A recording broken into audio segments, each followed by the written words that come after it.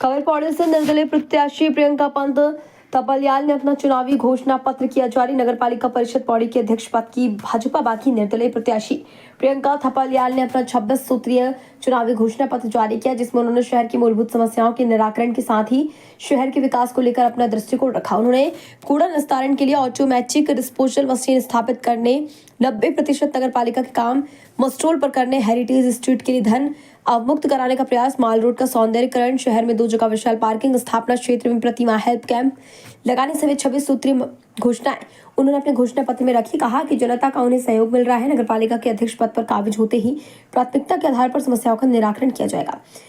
तो बिंदु तो बहुत सारे, क्योंकि मेरा मैनिफेस्टो 26 बिंदु 25 बिंदु हैं और 26 को उसमें अपील टाइप की है। तो जो आपका मेरा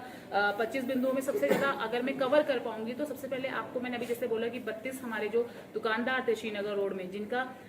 पूरा घर चल रहा था, उसके अपने रोजगार चल रहा था, उसकी वजह से उस पर बहुत ज्यादा फोकस रहेगा। उसके अलावा स्वास्थ्य पे फोकस रहेगा, हमारी शिक्षा पे फोकस रहेगा और पर्यटकों पे फोकस रहेगा। उसके अलावा इन चीजों को जोड़ने के लिए हमें जो जो काम करने पड़ेंगे, हो सकता है कि ये 3 बिंदु और मैंने आपको चौथा हमारे 32 दुकानदार भाई लोगों के लिए बोला, इन 4 बिंदुओं को 3 बिंदुओं को जोड़ने के लिए हो सकता है मेरे 12 बिंदु कवर कर रहे हो, लेकिन इन 3 बिंदुओं के लिए और चौथा हमारे जो 9 गांव में जितना भी हमारा कार्य जो रुक चुका है वो वापस शुरू करने के लिए, जो जिस खेती की वजह से हम लोग यहाँ प्रसिद्ध थे, क्योंकि हर जगह का हमारा जो जितना भी यहाँ पे आंदोलन हुए हैं, जो पौड़ी के काम हुए हैं, उसमें हमारे 9 गांव की अहम भूमिका रही है। क्षेत्रवासी जितने हमारे नगरवासी, उनके साथ साथ हमारे 9 गांव भी बहुत ज्यादा उसमें एक्टिवली पार्टिसिपेट करते हैं। और पौड़ी में कुछ भी चीज चाहिए तो मुझे लगता है सारी भूमि कोई ना कोई 9 गांव में से कोई ना कोई हमारा जो गांव होगा वो हम अपनी भूमि हमें दिया जाता है और नगर पालिका को साथ साथ सपोर्ट किया जाता है। तो इन सबको साथ में रखते हुए स्वास्थ्य हो गया, शिक्षा हो गया, पर्यटक हो गया और हमारे पौड़ी में वापस इसकी धरोहर संस्कृति नगरी ये वापस पहुंचाना हो गया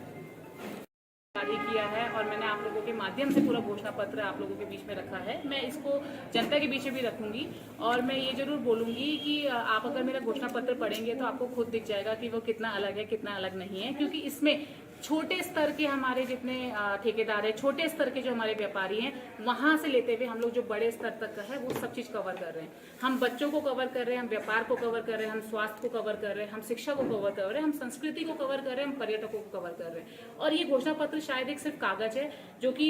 इतना ज्यादा नहीं मैं उसमें एक्सप्लेन कर सकती और इतना ज्यादा आपको नहीं बता सकती कि जो मेरे दिमाग में। मैं जरूर चाहूंगी 1-on-1 अगर कोई करना चाहे, ओपन माइक पूरे प्रत्याशियों के साथ करना चाहे, मैं अपनी जितनी मेरे दिमाग में चीजें हैं वो आप लोगों के साथ पूरे दिन आप लोग मेरे साथ बैठिए और आपको हर एक चीज मिलेगी। और जनता को मैं शायद ये चीज समझाने में अपनी कोशिशें पूरी कर रही हूँ कि वो ये समझे इस टाइम पे पौड़ी में क्या जरूरत है और पौड़ी के लिए सोचे, ना कि हम व्यक्तिगत स्वार्थ में जुड़े रहें। और हम लोगों को जितने छोटे हमारे खासकर छोटे व्यापारी, छोटे हमारे जो ठेकेदार हैं, जो यहाँ से पलायन कर रहे हैं क्योंकि काम करने के लिए उनको परेशानियां हो रही हैं, उस चीज को हम लोग ध्यान रखते हुए, क्योंकि जो छोटे व्यापारी, छोटे हमारे ठेकेदार होते हैं वही आगे जाके बड़े बड़े काम करते हैं। तो पौड़ी में हमें सब लोगों को कवर करते हुए काम करना है।